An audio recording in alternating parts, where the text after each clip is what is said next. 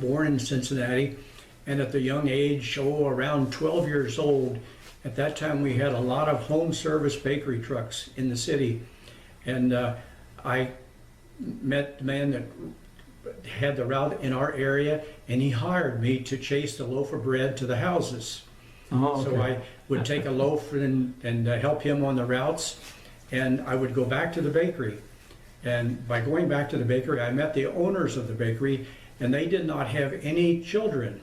So after a number of years meeting me, they said, you know, we would like you to come work for us, but you're too young. So the day that I was 16 years old, I walked over and said, I'm ready to go to work for you. And jokingly, they said, well, you're hired. And it was during World War II, and help was a little bit scarce. So, and I was still in high school at that time, and I worked, I worked 7 days a week, Saturdays, Sundays. I wanted to buy a new car. That was my ambition. So I worked round the clock many times because they were so short on help with World War II being on. As time went on, Maxine started working there, my wife, and we met at the bakery. Oh, wow.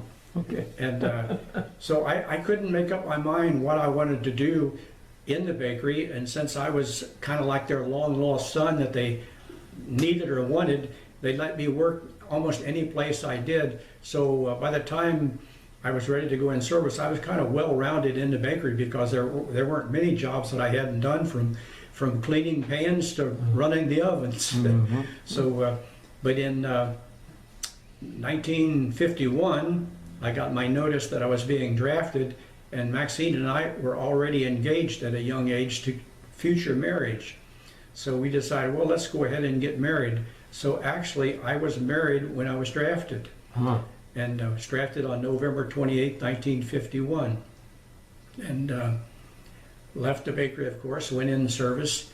And when I went in service, they gave me the exam, and they thought, gee, with the amount of things that you know about baking, you're going to become a baker right, from the start, which I didn't really realize. When I wound up with 8 weeks basic and then my bakery training, and I went, when I shipped overseas and landed in Pusan, I thought I was going to be a baker, but I was assigned to 5th Regimental Combat Team, and I was told they didn't need bakers, they needed fighters. So my MOS was changed to 50 caliber, which I told the lieutenant I had never fired a 50 caliber because I was in baking in the States. And he said, son, in 3 days, you're going to be an expert. Well, 5 days later, I was on the front line firing it, so I had on-the-job training, you might say. 3 days, wow. Yeah. So my entire time in Korea was on the front line with 5th Regimental Combat Team. Oh, okay. I served 135 days straight on the line before we had any relief. And speaking of the line, my brother was a combat medic, and he found out that I was in Korea, and actually he was on line right above where I was at, and we were due to take their place. And he went to his company commander and said, I'd like to visit my brother. And the company commander said, yes, Jennings, I've got 200 men that would like to go stateside to visit their brother. And he says, no, my brother is in Inji. And he said, well, you should have told me that. And he said, get on the truck in the morning, in 24 hours I expect you back. So I was in Inji, and he walked in on me looking for me, and we met, shook hands, hugged, and spent the day together. And then the next morning he went back up on the line. So when you went there, you went to Pusan. Was the line then just around Pusan at that time, or was the line? No, the line was up at the parallel. Oh, you're up at the parallel. Yeah, Okay. I went to Inji, which is, about 20 miles south of the 38th, and okay. the Punch Bowl is 19 miles north of the. So this was 1952. Yes, 1952. Had the U.S. been pushed down and then fought back up again already? Yes, the Punch Bowl has been taken and lost and taken several times. Okay. And when I got there, we were, the 25th Division was in the Punch Bowl, Okay. and we were going to take the 25th Division's place. Mm-hmm. And then it was just a matter of days when we went up, and his little group and my little group were looking for one another, and we actually exchanged online and met on the reverse slope.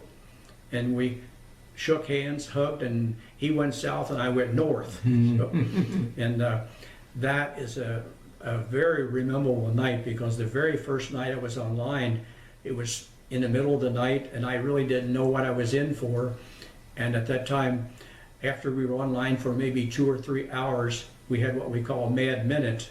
And that's when the enemy throws everything they got at you.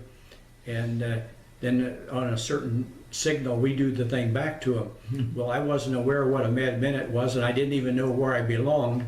And in come the incoming rounds. And I crawled on my hands and knees, and I think to this day I was crying, because, you know, it was such a shock. I wasn't expecting that. I didn't know what front line was. And I crawled into what I thought was a cave, which was a cave, but it was an ammunition bunker. And as I leaned back on the crates, I realized, oh, this is the worst place in the world to be, because I'm in the middle of the ammunition bunker. So in my days with the 50 caliber squad, things were, what we were attached to a rifle company, and there was 5 in our squad. And later on, after a few months, I kept making fun of the food that was coming up online. And for some reason, the 5th got a lot of turkeys. And they would get turkeys in that were frozen, and within 24 hours, they were expected to have them baked and served. And it was just simply, you can't thaw a turkey that fast and without being kind of delicate with it. And leaning back on my bakery experiences, I was kidding the crew. They would bring food up with the Chiggies would bring food on their backpacks, and they'd feed us down the line. What? They would feed us. No, what did you call them? The Chiggies. What is that? Chiggy? That's a Katusa. And that's it. With a special job or what? Yeah, they would. It's the Koreans. They were hired. It was about October of 1952 when word came over to me from the Red Cross that my brother had moved over to the Triangle area, to Heartbreak Ridge area, and he was on a patrol and was hit by mortars. And they wanted me to get a notice off to my parents stating that he had been wounded and he was evacuated, but he did not have life injuries. So he would survive, but he was banged up pretty good. So I had the job of getting a message to my parents, which literally, I might say, killed my father, because he only had 2 sons. Both were drafted within 9 weeks of one another, and both wound up in the front line in fighting. And one got wounded, and I know it was really tough on my parents, and of course my wife too, because I was married at that time. But, where was your wife staying then? she was in Cincinnati and stayed between her parents and my parents, and was working. And then in March. So did your brother, how did he do on his wounds and stuff? Well, he was hit he was wearing a flak jacket, and he got hit in the arm and rib cage. And it took a piece out of his arm right in the muscle area. And that's an interesting story, because they evacuated him, and I think he went back to Japan. And then as he mended it after a while, they said, you're going back to duty, bandaged. So they sent him back to the front line, and in the medical group on the 14th and 25th Division. And the doctor looked at him and he said, when did they change your bandage list? And he said, well, it's been a while. So he said, well, you need to have a new bandage put on. So he looked at it and he said, oh, you're infected. He said, you're going back. And he said, Doc, if they couldn't take care of me there, and you're a doctor, I'll stay with you. And he said, well, if you stay with me, you're going to be on light duty. So he wound up learning how to stitch incisions. And the doctor said that I'll take the shrapnel out, I'll start the incision, sewing it up, and then you can finish it. And the joke was that by the time he rotated home, he could lace a football in the dark. So that was the extent.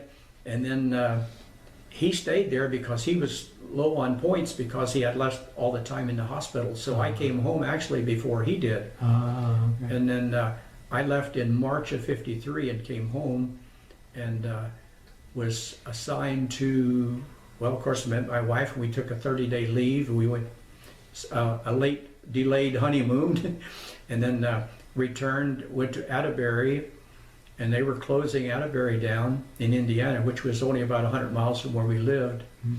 And I came home with the news one day, we're going to Columbus, Georgia. So we moved to Columbus, Georgia, and I had only had 17 months in service when I got back from Korea, and they really didn't know what to do with me, and they wanted me to re-enlist, and I didn't want to fight again. So they sent me to Fort Benning, and they really, shall I say, trained me for nothing because I wasn't about to stay. I had a job and a family and a home to go back to in Cincinnati. So war, for years, I didn't want to know anything about the war. I didn't even discuss the war. And we were airstreamers, that's the trailers, and we were at a camp out. And a fellow that I had known for about 5 years, we were sitting across the table from one another, and he said, we went for a picnic, and he said, "You're not getting up to eat?" And I said, "No." And my wife said, "Well, he does, since he's in the Army, he doesn't stand in line to eat anymore." So I was waiting until it was my turn to go up. And he said, "Where were you in the service?" And I said, "A 5th Regimental Combat Team." And we both about fell off the bench because we were both from Cincinnati. We were both in the 5th RCT and didn't know one another.